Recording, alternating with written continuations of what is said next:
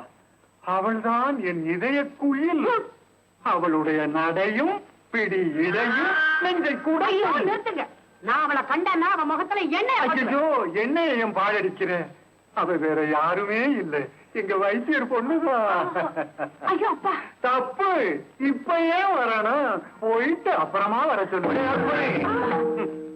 நீ இத்தனை மானங்கட்டவன்னு நான் நினைக்கவே இல்லை. ஐயோ, இப்ப நான் ஒண்ணும் செய்து இல்லையே. இன்னும் என்னடா செய்யணும்? எல்லாமே கண்ணால பாத்துட்டேன். அதுதான் மடத்தனம். இந்த மாதிரியான சந்தர்ப்பங்கள ஒதுங்கி போய் நிக்கிறதுதான் பெரியவங்களுக்காக. என்கிட்ட கதை அளக்காதடா.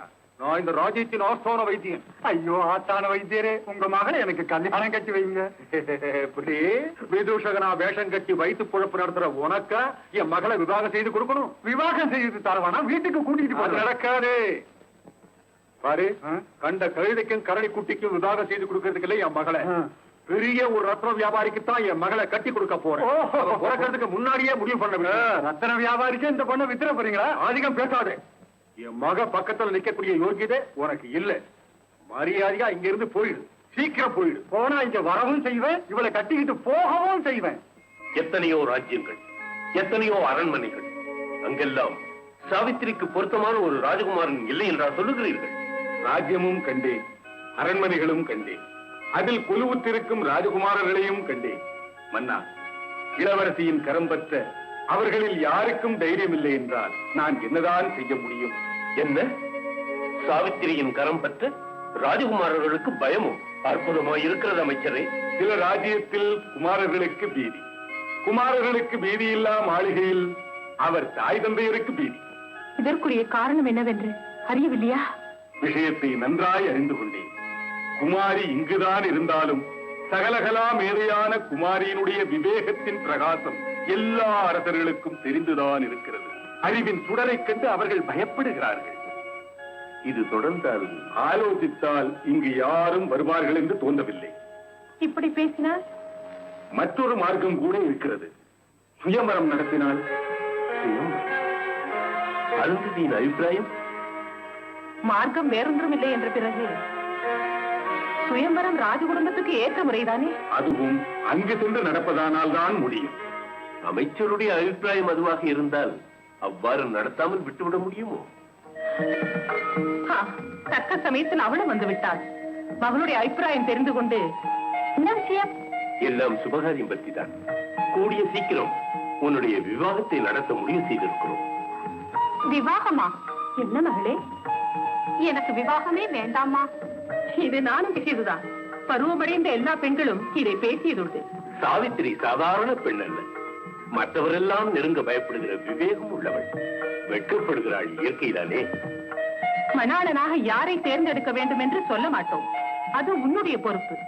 தகுந்த யோகியதை உள்ள ஒருவனை வாழ்க்கை துணையாக தேர்ந்தெடு. அம்மா, நாளையே நீ அமைச்சருடன் சேர்ந்து பரிவாரத்தோடு புறப்படு. எல்லா அரண்மனைக்கும் சென்று பார். யாரை நீ தேர்ந்தெடுக்கிறாயோ அதை அறிவித்தால் போதும். மற்ற பொறுப்புகள் எங்களுடையது.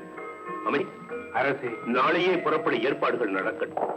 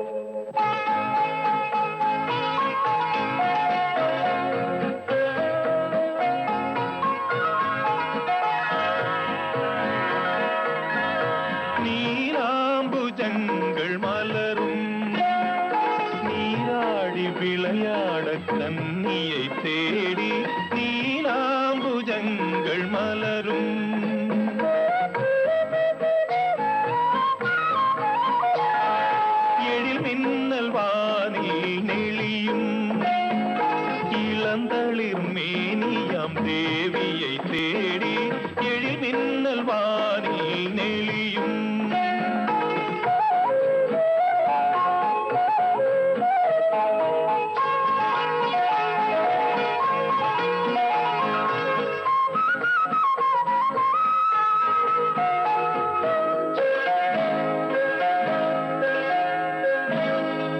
இணை சேர்க்கும் தேவனே நீ கேட்டதுண்டோ ஆகாச கங்கையின் அலையோசை? ஓரோர் நினைவிலும் எழும் காதல் கீதங்கள் பாடி மயங்கும் பண்பாடுகளே. சொப்னம் அதுபோல் பலிக்குமன்றோ எந்தன் சித்தத்தில் ஆவல் துடிக்குமன்றோ?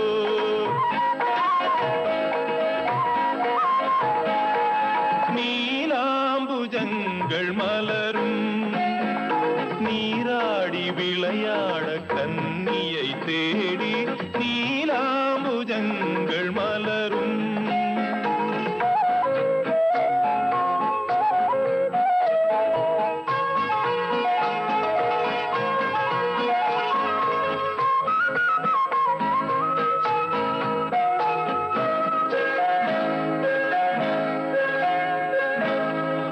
அசைந்தாடும் தென்றலே நீ பார்த்ததுண்டோ எழில்வானில் பிருந்தாவனத்தை? ஓரோ பருவத்தும் நமராசை புஷ்பங்கள் தூவி மறையும் நீலாமணியே. சொப்னம் அதுபோல் பலிக்குமன்றோ எந்தன் சித்தத்தில் ஆவல் துடிக்குமன்றோ?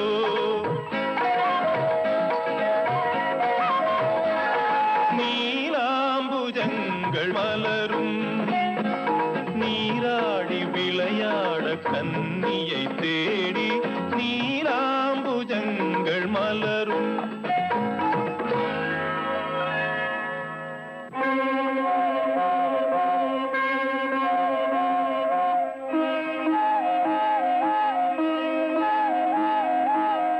குமாரி